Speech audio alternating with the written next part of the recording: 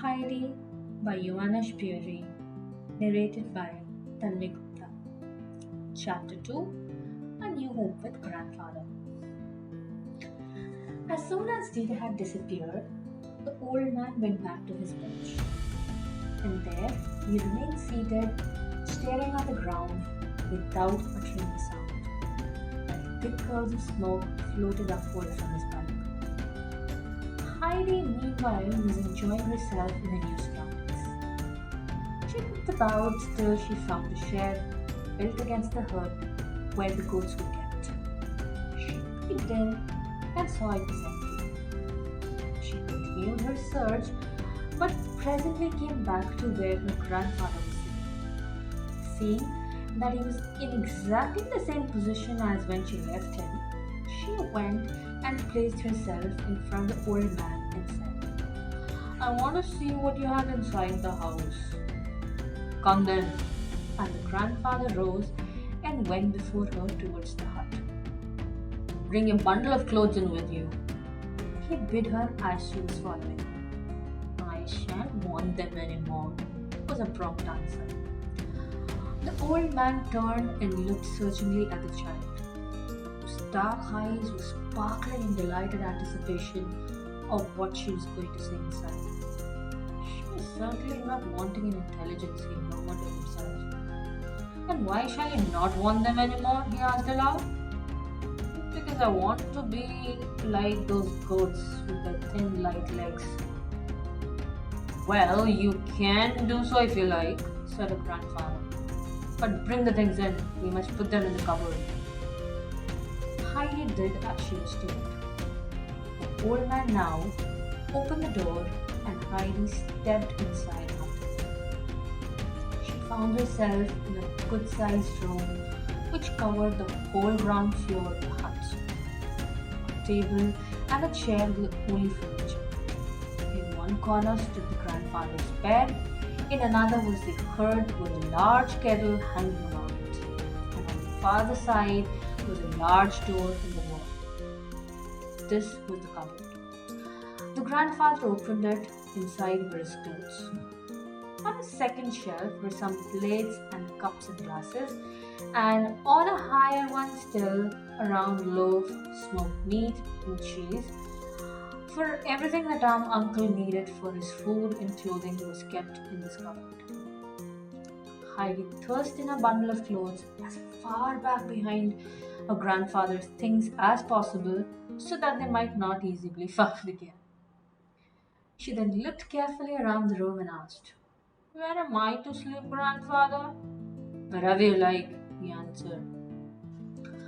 Heidi was delighted and began at once to examine all the nooks and corners to find out where it would be pleasantest to sleep. In the corner near her grandfather's bed, she saw a short ladder against the wall. Up she climbed and found herself in the hayloft.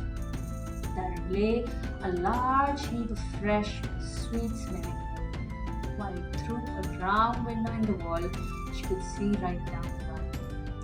"I shall sleep up here, grandfather," she called down to him. "It's lovely up here. Come and see how lovely it is." "Oh, I know all about it," he called up in answer. "I am getting the bed ready now," she called down again, as she went busily to and fro at her work. "But I shall want you to bring me up a sheet. You can't have a bed without a sheet you want to lie upon." "All right," said the grandfather. And presently he went to the cupboard, and after rummaging about inside for a few minutes, he drew out a long, coarse piece of stuff, which was all he had to do duty for a sheet.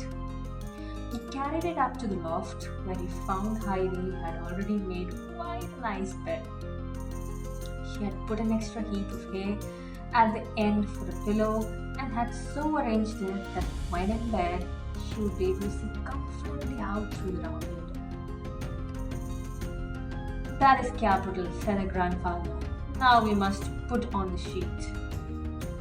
They spread it over the bed, and where it was too long or too broad, Heidi quickly tucked in another under the head.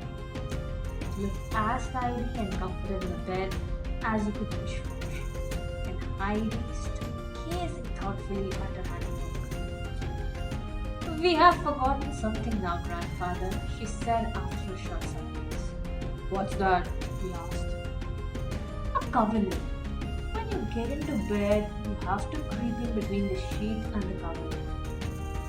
"Oh, that's the way, is it?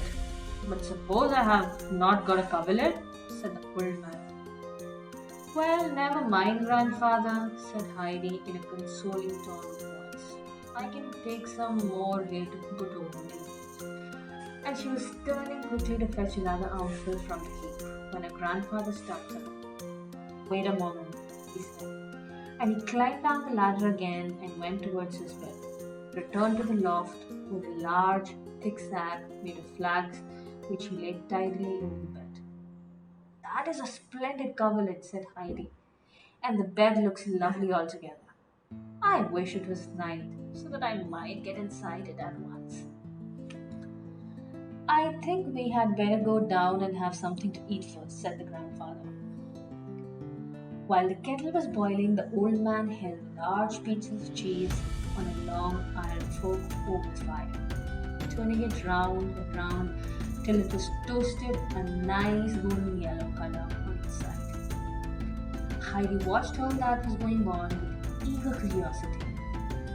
Suddenly, some new idea seemed to come into her head. She turned and ran to the cupboard, and then began going busily backwards and forwards. Presently, the grandfather got up and came to the table with a jug and the cheese. And there he saw it already tidily laid with round loaf and 2 plates with 2 knives each in its rights. "Ah, that's right," said the grandfather. "I'm glad to see that you have some idea of your own." And as he spoke, he laid the toasted cheese on a layer of bread. "But there is still something missing." Heidi looked at the jug that was steaming away invitingly and ran quickly back to the cupboard. At first, she could only see a small bowl left on the shelf, but she was not long in perplexity. For a moment later, she caught sight of 2 glasses further back. Without an instant's loss of time, she returned with these and the bowl and put them down on the table. "Good. I see you know how to set things about. But what will you do for a seat?" The grandfather himself was sitting on the only chair in the room, and he flew to the earth and dragging the 3-legged stool up to the table, sat herself down upon it. The grandfather filled the bowl with milk and pushed it in front of Heidi. Then he bought her a large slice of bread and a piece of golden cheese and told her to eat. Heidi lifted the bowl with both hands and drank without pause till it was empty. For the first of all her long, hard journey had returned upon her. Then she drew a deep breath. In the eagerness of her thirst, she had not stopped to breathe, and put down the bowl. "Was the milk nice?" he asked. "I never drank any so good before," answered Heidi. "Then you must have some more." And the old man filled the bowl again to the brim and set it before the child, who was now hungrily beginning her bread, having first spread it with the cheese, which after being toasted was soft as butter. The meal being over, the grandfather went outside to put the goat shed in order, and Heidi watched with interest while he first swept it with sticks and then put fresh straw for the goats to sleep upon. Then he went to the little well shed, and there he cut some long round sticks and a small round board. In this he bored some holes and stuck the sticks into them. And there, as if made by magic, was a 3-legged stool just like her grandfather's, only higher. Heidi stood and looked at it, speechless with astonishment. "What do you think that is?" asked the grandfather. "It's my stool, I know, because it's such a high one, and it was Wait, all of a minute, said the child, still lost in wonder and admiration. She understands what she sees. Her eyes are in the right place, remarked the grandfather to himself. And so the time passed happily on till evening. Then the wind began to roar louder than ever through the old fir trees. Heidi listened with delight to the sound, and it filled her heart so full of gladness that she skipped and danced around the old trees as if some unheard joy had come to her. The grandfather stood and watched her from the shed. Suddenly, a shrill whistle was heard down from the heights above. The goats came springing one after another, with Peter in their midst. Heidi sprang forward with a cry of joy and rushed among the flock, greeting the first one and then another of her old friends as a body. As they neared the hut, the goats stood still, and then two of their numbers, beautiful, slender animals, one white and one brown, ran towards where the grandfather was standing and began he was holding a little salt which he always had ready to his goats on the way home. Peter went on down the mountain with the remainder of his flock. Heidi tenderly stroked the two goats in turn, jumping about in the glee at the pretty little animals.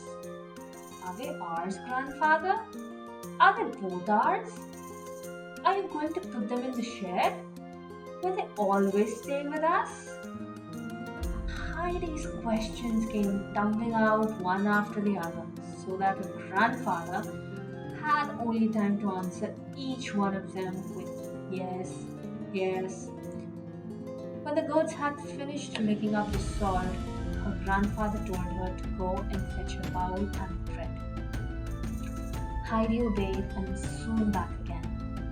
The grandfather milked the white goat and filled her basin, and then, breaking off a piece of bread, "Now eat your supper," he said, "and then go up to bed. They left another little bundle for you with a nightgown and other small things in it, which you will find at the bottom of the cupboard if you want them. I must go and shut up the goats, so be off and sleep well. Good night, father, grandfather. Good night." "What are their names, grandfather? What are their names?" she called out as she ran after his retreating figure and the goats. "The white one is named Little Swan, and the brown one Little Bear," he answered. "Good night, Little Swan. Good night, Little Bear," she called again at the top of her voice. Then she ate her supper and went indoors and climbed up to her bed, where she was soon lying as sweetly and soundly asleep as any young princess on the couch herself. The end.